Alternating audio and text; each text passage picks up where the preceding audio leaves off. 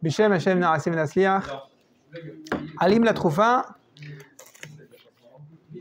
On va prendre un thème qui recoupe Sfirat HaOmer. On va essayer de faire aussi une lettre qui est liée à la Parashat HaShavua, Kedoshim. Donc, qui est liée à Sfirat HaOmer. On a fait un vote et on a choisi le thème Bilboul Hadaat. Comment tu traduis Bilboul Hadaat? Une fois, j'ai regardé un Nathan Usan qui demandait comment on traduit Bilboul Hadaat. Alors les gens autour de lui, ils proposaient des traductions et il les a toutes refusées. Alors, c'est Rabbi Nathan Usan, il refuse toutes les traductions. C'est la tête embrumée. En fait, c'est quoi le lien avec Sfirat HaOmer? C'est que le Homer, c'est une mesure d'orge qu'on offre le premier jour du Homer, c'est-à-dire le premier jour, le deuxième jour de Pessah. En Eretz Israël, c'est Chol HaMoed. Et l'orge, c'est une nourriture animale. Même si aujourd'hui, il y a de l'orge dans les céréales pour les enfants. Et jusqu'à Shavuot, on va offrir de l'orge.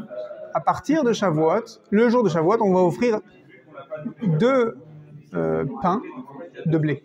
Parce que le blé, la hita, c'est une nourriture d'homme. Par exemple, il y a une halakha magnifique, c'est que le blé, ça développe le da'at de l'enfant.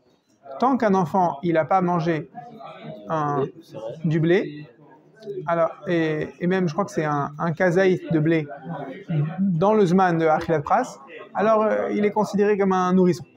Et dès qu'il a mangé un kazaït de pain de blé dans le zman de Achilat Pras, assez rapidement quoi, et ben c'est un grand.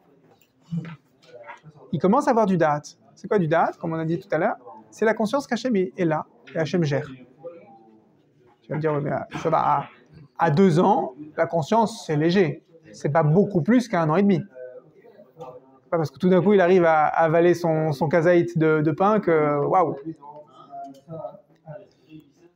Il y a une valeur bien plus forte que symbolique. Il y a une valeur très forte dans la nourriture, entre l'orge qui est une nourriture animale et c'est un peu notre état entre Pessah jusqu'à Shavuot, et le blé, c'est la nourriture d'être humain qu'on commence à Shavuot. Et donc, quelqu'un qui a un da'at qui est fragile, qui est trop léger, il est facilement melboulbal. Ne traduisons pas, exprès. Il est facilement perturbé, mais même ça, il faut faire des paraphrases. Donc ce Bilboul Hadaat, il est très significatif dans Sfirat HaOmer. D'accord? Hachem, il va nous faire nous rendre compte qu'on est trop fragile dans notre Da'at, exprès pour qu'on aille se renforcer pendant Sfirat HaOmer.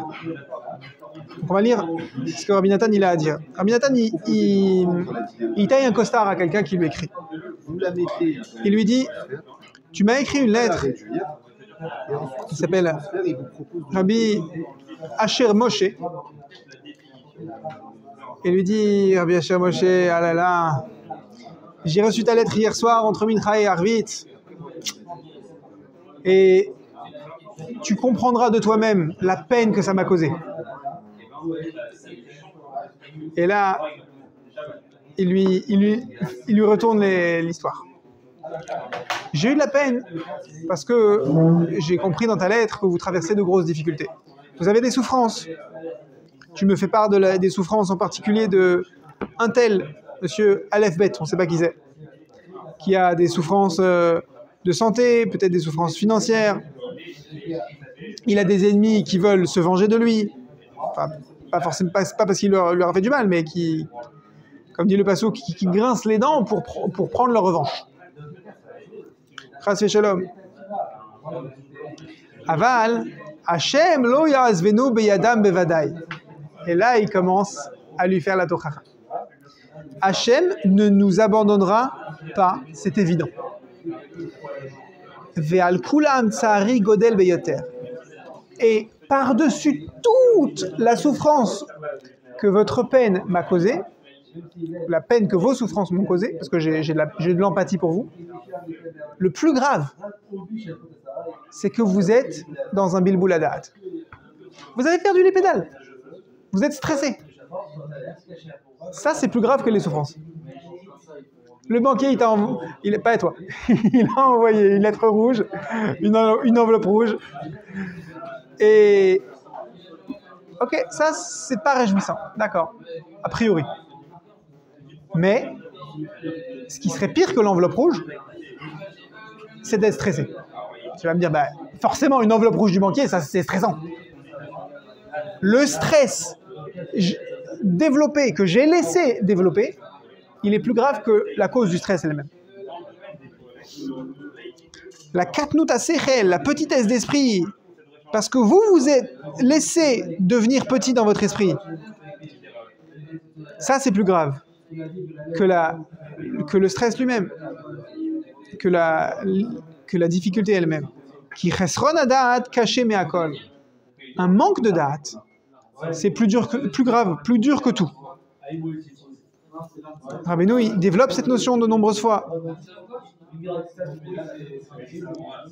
La source unique des souffrances, et même les souffrances, au final, elles peuvent être réduites uniquement à un chesron hadat. C'est ce que dit Rabbeinu. Si tu as de la peine dans ta vie, si tu as des difficultés, si tu as mal quand il t'arrive X et Y, c'est pas parce que tu as dû emmener ton enfant à la maison médicale et que tu t'es couché à pas d'heure et que tu as de la peine pour ton enfant. C'est pas à cause de ça que tu as le cœur lourd. C'est parce que tu manques de date. Tu manques de la conscience que Hachem, il est là. La preuve. Rav Ron Shaya, souvent, il fait un raccourci. Il nivelle par le bas. Quand il essaie d'expliquer, il explique à ses élèves la Avat Hachem. Tu aimes Hachem? Bon, c'est pas facile à expliquer. Alors il dit, est-ce que tu aimes le Ham Israël? Est-ce que tu aimes... Il y a un juif en particulier que tu aimes, que tu le valorises.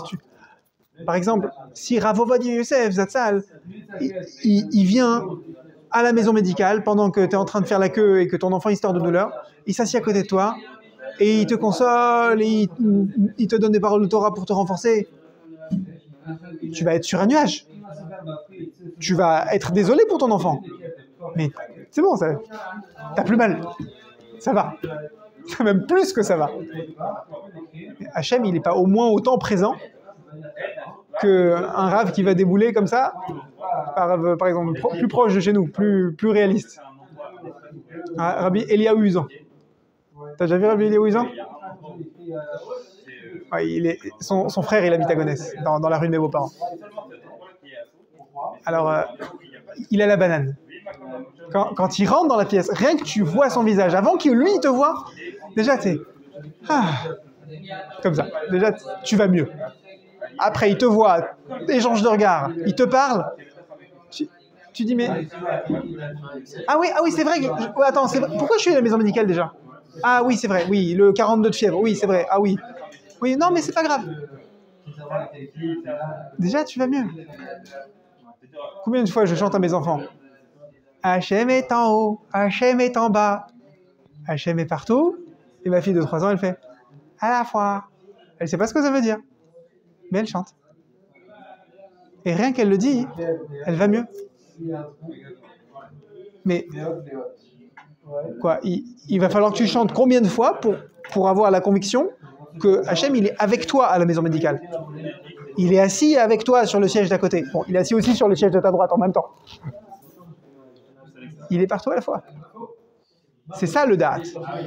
C'est ça le truc qui nous manque. Et c'est ça que pendant la Sfirat HaOmer, chaque jour, Hachem, il te dit, tu sais qu'il te manque un petit morceau de da'at? C'est ça le Chesed Sheba Gvura, Chesed Sheba Tiferet, Chesed, etc. Toutes les midotes qui se conjuguent l'une entre elles. C'est des morceaux de da'at qui nous manquent. Et qu'on peut améliorer. Et chaque jour, Hachem, il nous dit, ok, aujourd'hui, je vais te mitrailler pour que tu te rendes compte qu'il te manque une facette du da'at. Tu vas t'en rendre compte. Mais Zrat Hachem, comme tu vas t'en rendre compte, tu vas crier vers moi et je vais te donner ce qui te manque. Il faut que tu te rendes compte déjà.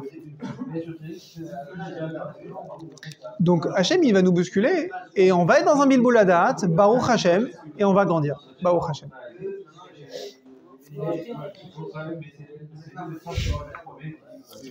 Parce que si tu avais le da'at shalem, si tu avais un da'at entier, que tu savais manger ton kazaït de pain de blé en 2 minutes et demie, alors tu dirais Akol be'ashgachato yitbarach letova. Tout est sous la maîtrise d'Hachem pour le bien. Bevadaï lo haya mitztarer klal. Tu te ferais aucun souci. Adraba, au contraire, tu développerais une simcha de chaque souffrance. Voilà. Ma femme, elle a envoyé une photo de la vitre de notre voiture qui s'est fait éclater. On habite dans une impasse hyper calme. Et il y a quelqu'un qui a pris la voiture. Bon, elle est à peu près neuve. C'est une des moins chères de toute la rue. Et le bonhomme, il a pris la voiture la moins chère de la rue, il l'a vandalisée, il a vu qu'il n'y avait rien à voler, ça se voyait déjà avant de vandaliser. Ça veut dire quoi? C'est très simple. C'est Hachem qui a guidé la main de ce bonhomme. Il y avait 10 autres voitures qui valent 3 fois le prix de celle-là. À 10 mètres de lui, il a vandalisé celle-là. Ça s'appelle qu'il a été guidé par la main d'Hachem. Donc qu'est-ce que moi je dois faire? Hachem, merci, c'est génial. Quel c'est génial? Tu peux m'expliquer comment c'est génial? Déjà, accepte que c'est génial. Après, je t'explique. Tu dois développer de la simcha de tes yisurim. Tu vas me dire, ouais, tu l'as déjà fait, Mordechai, lors du Maror, la semaine dernière, et à Pessah. Tu nous l'as fait toutes les semaines, le Maror. Combien?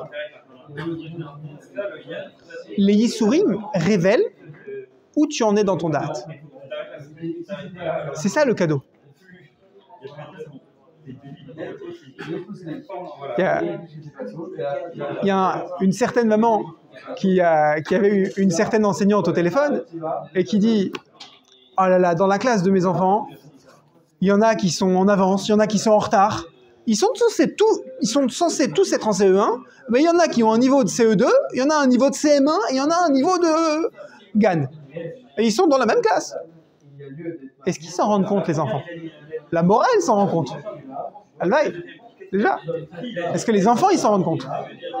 Bon, c'est des enfants, tu vas me dire. Très bien. Et quand tu as 35 ans, tu as plus 5, tu as 35 ans, tu te rends compte que tu as un âge mental de 30? Il y a des choses où tu as un âge mental de 50, tu es en avance. Et tu t'en rends compte ou pas? Les yisurim, les souffrances, elles servent à ce que tu t'en rendes compte. Ou est-ce que tu es en retard? En manque. Donc, c'est ça la simcha. Hachem, la vitre cassée.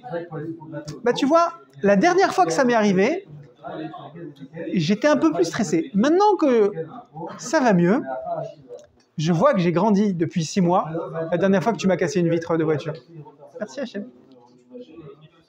Parce que la dernière fois, à chaque fois que je passe dans la rue où tu m'as cassé la vitre la première fois, eh ben, j'ai un petit coup de stress et je me dis non, je ne peux pas du tout me garer dans cette rue-là.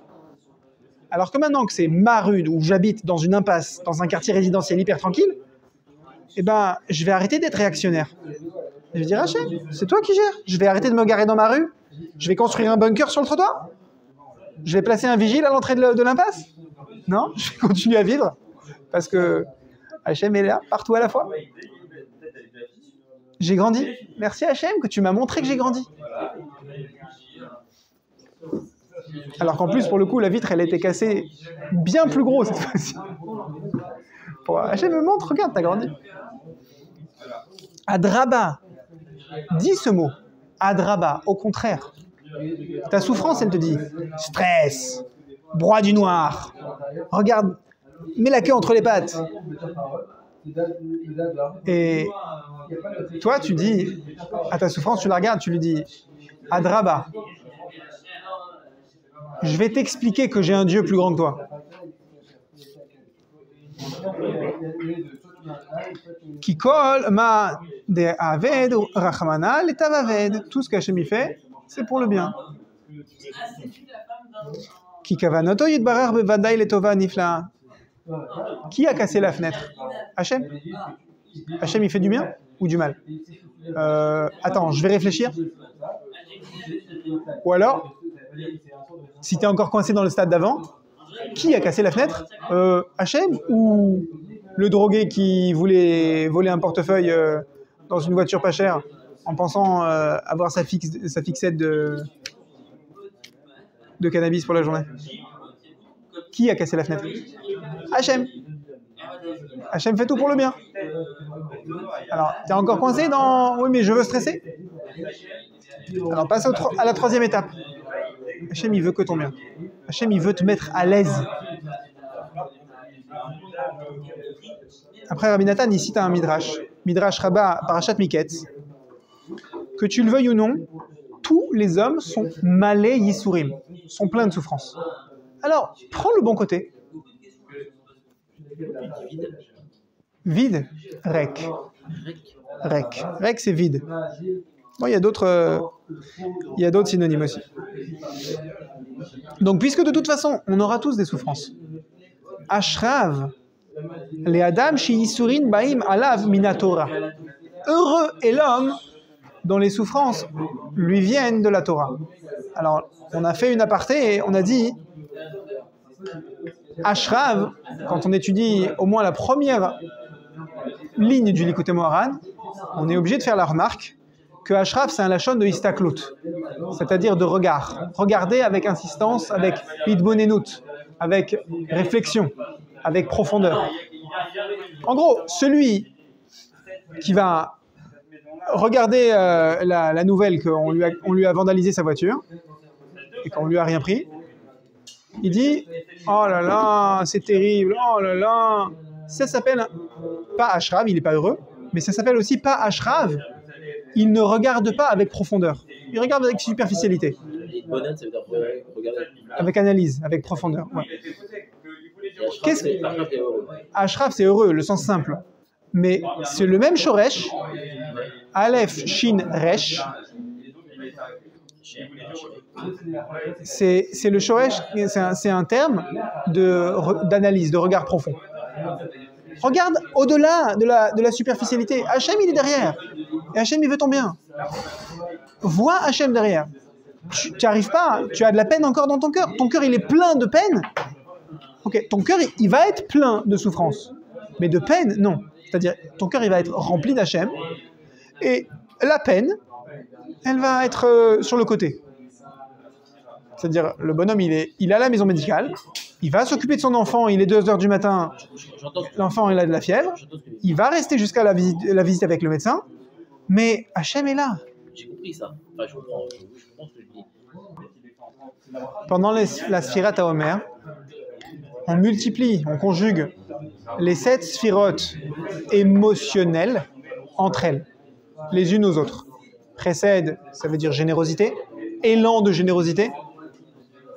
Gvura, ça veut dire se maîtriser, c'est pas de se mettre en colère, justement, c'est être rigoureux avec soi, ou exprimer cette rigueur envers les autres aussi, quand c'est justifié. Ténacité, mais tout ça c'est émotionnel. Qu'est-ce qui se trouve au-dessus des émotions? Chochma, Bina, Vedat. On a dit Dat. Mais ton Dat, on a dit que c'est une passoire. Il est manquant. C'est parce que ton date est manquant que tu vas générer des émotions négatives. Donc tes émotions négatives, elles viennent révéler que ton date est une passoire. Et surtout, ça va te révéler où ton date est une passoire. Où est-ce qu'il y a des trous dans la raquette. Les émotions, il faut mettre une distance avec les émotions. Ça ne veut pas dire que ce n'est pas les tiennes, qu'on va vivre en schizophrène. Ça veut dire, mes émotions, c'est utile. Quel c'est utile? C'est moi, les émotions. Non, c'est pas toi. Ça révèle quelque chose de toi. Alors, c'est quoi, toi? Déjà, ton date, il est plus proche de toi. Il y a une haftara tirée de Yirmiyahu, je crois qu'on lit dans le Sefer Devarim, je ne sais plus très bien où,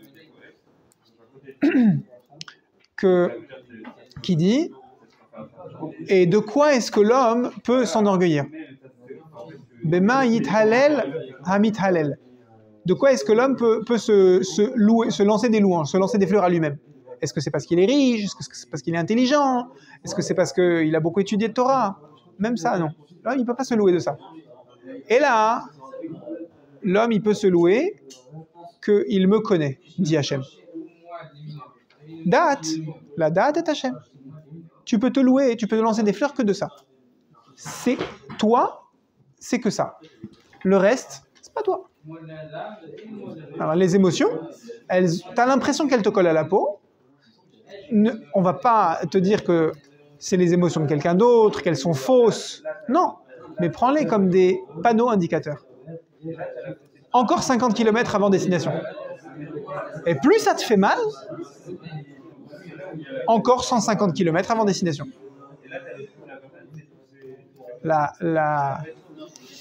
Tout à l'heure, on se disait, sur quoi est-ce qu'il faut faire tchouva? Sur l'humilité, sur la colère, la difficulté ou la richesse. C'est que il y a des émotions qui te disent encore 50 km avant d'arriver à destination A, et la même journée, on te dit encore 20 km avant d'arriver à destination B. Alors je vais ou vers A qui est plus proche, un peu plus loin mais qui m'intéresse plus, ou vers B qui est plus proche mais qui m'intéresse moins. Je vais où? C'est difficile. Au moins, sache où t'en es. Au moins, sache où t'en es sur la carte.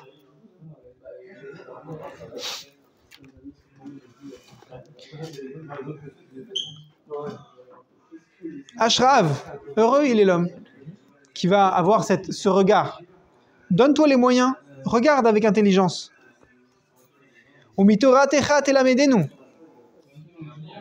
Tu vas avoir des souffrances, alors demande à Hachem de t'apprendre sa Torah. Tu dis à Hachem, Hachem, apprends-moi ta Torah. Ça veut dire quoi? Ça veut dire que tu veux que les souffrances elles soient dans la Gemara que tu vas avoir du mal à apprendre? Oui, tu peux dire ça. D'accord, c'est un Zohar Meforach qui dit ça sur la sortie de Mitzrayim. Ve'im baleakpid umitoratecha telamedenu. Plutôt, tu peux dire aussi de manière plus humaine, plus terre à terre. Quand il arrive des souffrances, par exemple, tu vas à un mariage et tu te foules la cheville en dansant alors que tu étais en train de porter le khatan sur tes épaules, c'était toi, le champion de la simcha. Tu danses, tu donnes des indications de danse aux autres et en même temps tu as le khatan sur les épaules. C'est peut-être un peu dangereux. Et là, le bonhomme il se foule la cheville. Et en plus il se casse la voix. Alors quoi, c'est bien, c'est pas bien? La question c'est, est-ce que tu vas être makpid? Est-ce que tu vas dire Hachem, qu'est-ce que tu m'as fait? Ça dépend de ton niveau d'éminence sur les Alors, sujets. déjà, il te dit mode d'emploi. Si tu veux être makpid, en fait, Ça dépend à quoi tu es sensible. c'est comme si tu es makpid, c'est comme si tu prends la Torah que Hachem il veut te donner là, et tu lui dis Hachem, pas aujourd'hui. Celui qui va appliquer une kpeda, une exigence. Hachem, je voulais que cette mitzvah, ce soit le rêve bleu. Je voulais croire au rêve bleu, avec Aladdin et le tapis volant. Alors, tu prends la Torah et sache que tu fais comme ça avec. Chas v'shalom.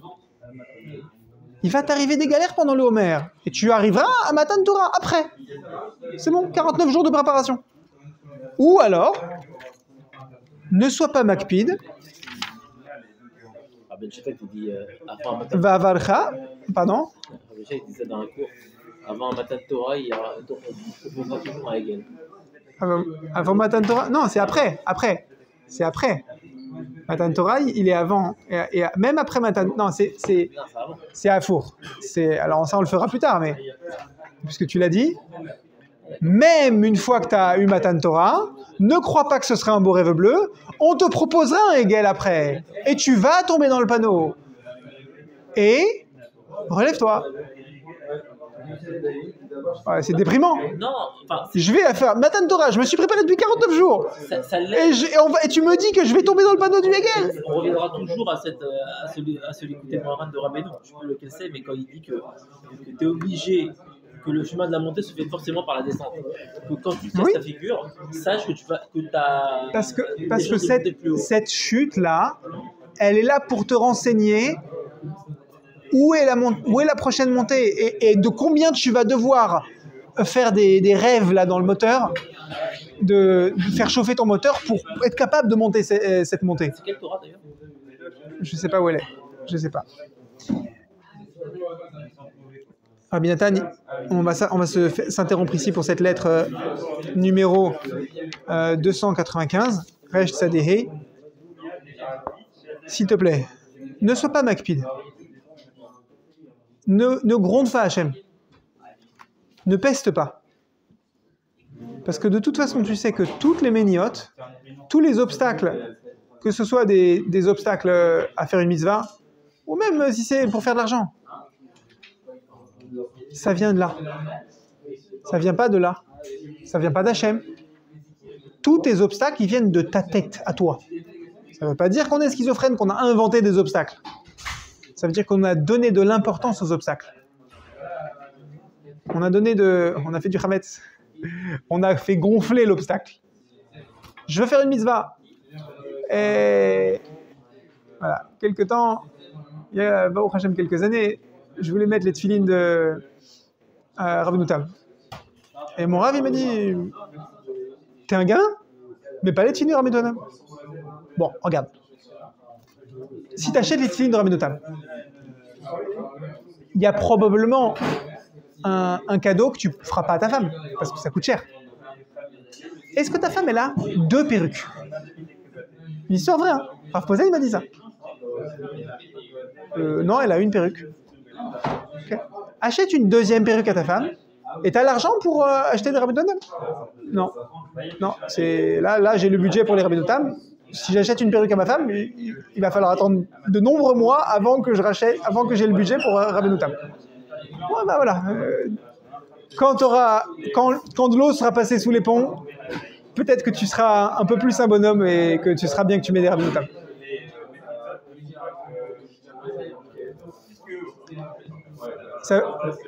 Ou soit je me fais un film et je dis oh, Rav Posen, il me traite de gamin et il veut pas que je mette les Rabbeinu Tam. Soit je dis Rav Posen, il voit que je peux mûrir encore et il veut pas que je me mette dans une démarche où les Rabbeinu Tam c'est un gris-gris, c'est une caméra, un talisman, et que j'aurais très bien pu prendre une option en plus sur ma voiture, mais j'ai économisé 800 € et je les ai mis dans des tefilines. C'est pas comme ça des tefilines de Rabbeinu Tam.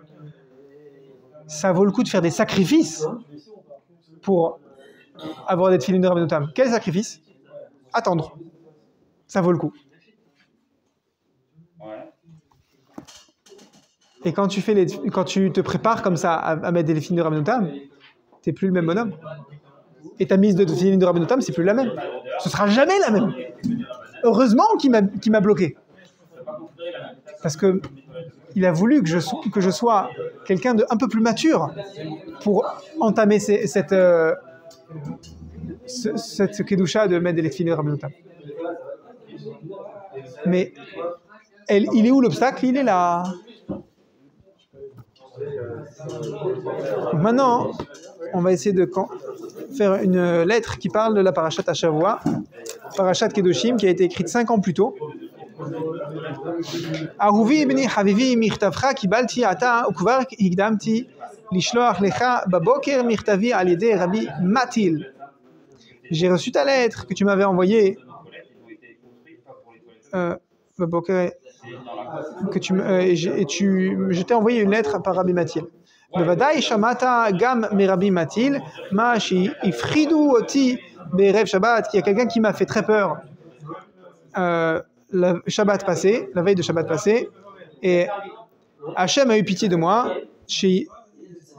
Hachem aura pitié de moi. Chez Yé les chaparat avonot, que ce soit un nettoyage de mes fautes pour moi.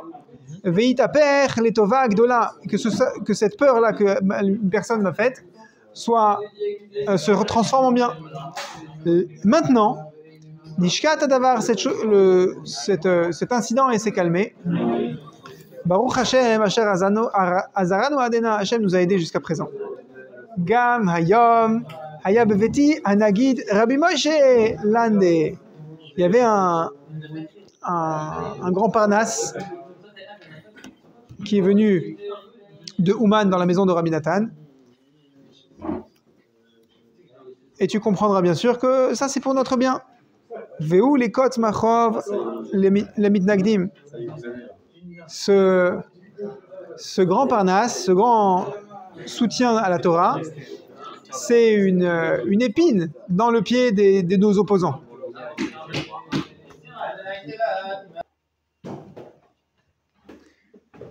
Rabbi Nathan continue sur le thème de la peur, pachad. Ici le pasuk, Matil ani mechazak mimenu vechule, yachus alenu veyoshienu yeshua shlema mehera. Que Hashem ait pitié de nous, afin que shelo yavom alenu od shum pachad klal, que nous ne vienne pas sur nous la moindre peur. Veyiru sonenu veyevoshu. D'une part, Hachem ait pitié de nous, que nous n'ayons pas peur. Ça, c'est une chose. Et d'autre part, que nos ennemis aient honte. Que à ce moment-là, il y avait encore une opposition farouche contre les Breslevers. Et Rabbi Nathan les appelle des ennemis. Les gens qui se placent en ennemis de Rabbi Nathan. Et Rabbeinu, dans l'Écoutez Moran, il fait un jeu de mots sur le mot Iyar, puisque à Parashat Kedoshim, il me semble toujours dans le mois de Iyar. Aleph Yud, deux Yudin. Aleph Yud Yud Resh. Oivai Yashuvu Yevoshu Raga. Mes ennemis reviendront, comme ils peuvent aller se rhabiller. Yevoshu. Donc c'est les mêmes lettres que Yashuvu, mais en changeant deux lettres du milieu, ils auront honte, Yevoshu, Raga, en un instant ils auront honte. Ça c'est les lettres du mot Iyar dans l'ordre en plus. Tiers c'est gagnant. C'est-à-dire que quand tu fais face à une opposition, alors oui, tu peux avoir peur. Mais justement, c'est ça l'épreuve. N'aie pas peur. Et confiance qu'en un instant, tes ennemis peuvent, eux, faire machine arrière et être humiliés, avoir honte. Avoir honte du fait qu'ils se sont opposés à toi. À toi, qui travaille pour Hachem. On n'a pas dit des gens qui sont en opposition l'un pour l'autre pour acquérir une mitzvah. Venifleti alecha. Après Rabbi Nathan, il fait savoir à son fils que c'est très important pour lui qu'il le tienne au courant de l'état de santé de chaque personne qui a eu un problème de santé récemment, que ce soit un des rabbinim de la communauté, ici c'était Rabbi Nachman de Tulshin, qui est un des porteurs de flambeaux de la génération suivante, que ce soit les enfants de la maison, ses petits-enfants, ou les enfants de Rabbi Nathan. Et enfin, on va en conclure. Rabbeinu nous a déjà enseigné qu'on a dans ce monde, En lanu be'olamenu, ela ma she'ozer Hashem itbarach leitgaber, lachatov ezetov kol ma shenuchal. Ce monde-ci, Kaviachol, il n'existe pas. Il y a une blague. C'est une blague qui vient de la tradition orale Breslev. Le Gan Eden, on sait qu'il existe. Ça, c'est certain. La Torah, elle dit qu'il y a un Gan Eden. Il y a un Olam Haba avec une récompense. Il y a un Gehinnom.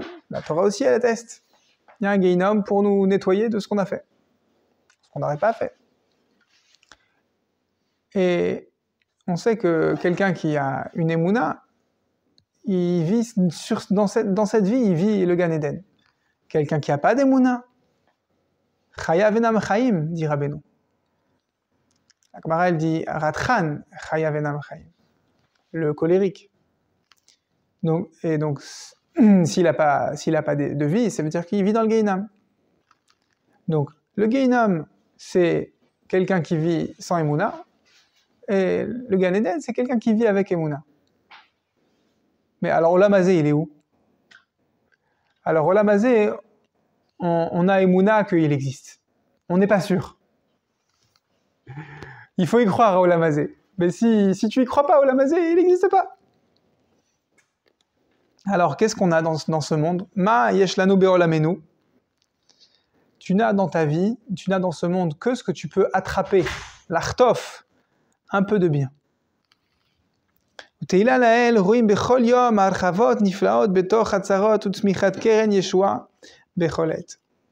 Alors c'est sûr qu'on a de nombreuses difficultés, mais dans les difficultés, on arrive à distinguer l'aide d'Hachem.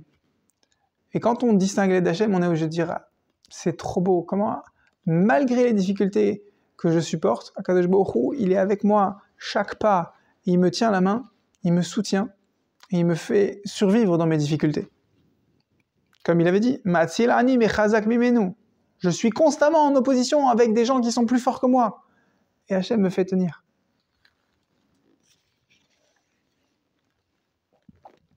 Ah, chadayin tzrichim tfila. Mais on a encore besoin de beaucoup prier. Pas pour qu'Hachem nous aide, parce qu'Hachem nous aide, chaque battement de cœur, Hachem nous aide. Mais surtout, pour ouvrir les yeux.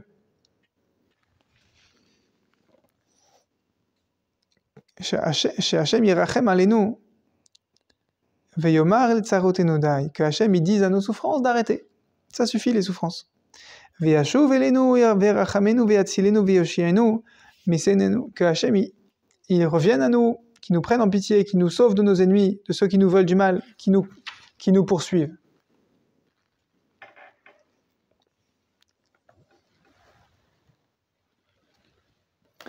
Et on va apporter en résumé la deuxième partie de cette lettre qui était numéro Kpeda justement, 184, Kouf Pédalet. La violente opposition auquel les Breslevers faisaient face, notamment dans la ville où Rabbi Nathan habitait, à Breslev, a encouragé les chassidés Breslev à jeûner tous les lundis et jeudis, les jours où on sort les Sefer Torah. Probablement à faire des tfilotes en plus pour supplier Hachem qu'il calme la violente opposition auquel il devait faire face. Mais là, ce qui est magnifique, c'est l'accent sur lequel Rabbi Nathan va donner la priorité. Il dit que Hachem ait pitié de nous.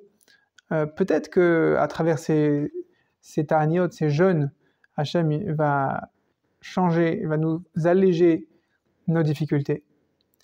Ve'ulai yachus al kvodo agadol. Peut-être que Hachem va avoir pitié de son kavod, son grand kavod, ve'ya'ase, et que Hachem va faire les ma'an shemo le'apil sonenu tartenu, que en faveur de son nom à lui, le nom d'Hachem Yitbarach, Hachem va faire tomber nos ennemis à notre merci.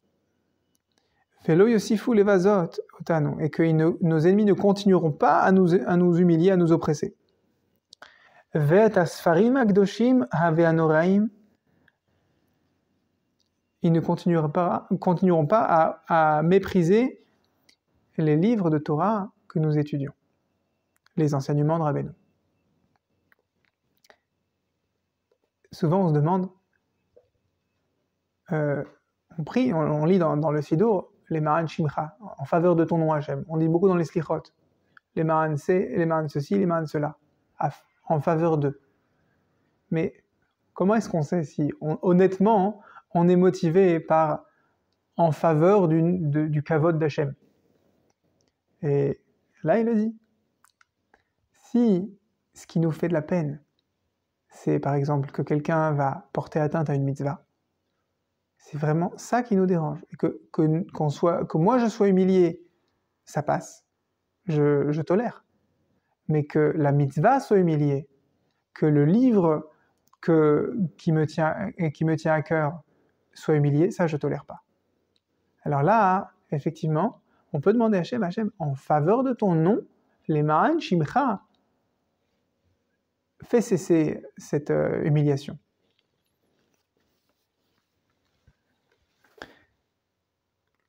Ensuite, Rabbi Nathan dit, c'est très difficile de supporter l'époque actuelle. Pourquoi? Parce que mi bait ou mi chutz, comme la chanson de Ishaï Ribo, sauf que là, c'est des douleurs dont il parle Rabbi Nathan. Mi bait ou mi chutz d'abord, de l'extérieur, on a tellement de difficultés, on a le feu de la dispute qui nous court après, mais mi bait aussi, de l'intérieur de nos maisons. Midgaber ata'avot, on a des instincts de consommation excessifs qui nous plombent.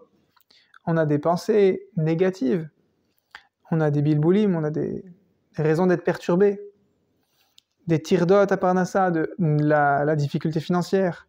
On a des disputes à la maison. Et tout ça, c'est à l'intérieur de nos maisons. En plus du fait que quand on sort de la maison, on se fait lancer des tomates pourries. Tsar ou matzok mikol tzad. Comme dans la parashat Kitavo, on est assiégé par des problèmes de partout. Alors, al milano leishaen, sur qui peut-on se reposer?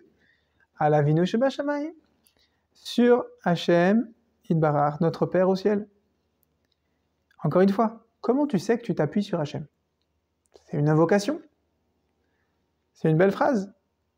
Il y a des gens qui font des cours bibliques gratuits et qui sont postés tous les dimanches matins au rond-point avec un chariot et ils donnent des prospectus. Eux aussi, ils invoquent Hachem, ils prétendent qu'ils s'appuient sur Hachem. Comment on fait la différence entre un juif qui a confiance en Hachem et ces gens qui savent pas de quoi ils parlent? Zot nechemati beoni. La réponse de Rabbi Nathan.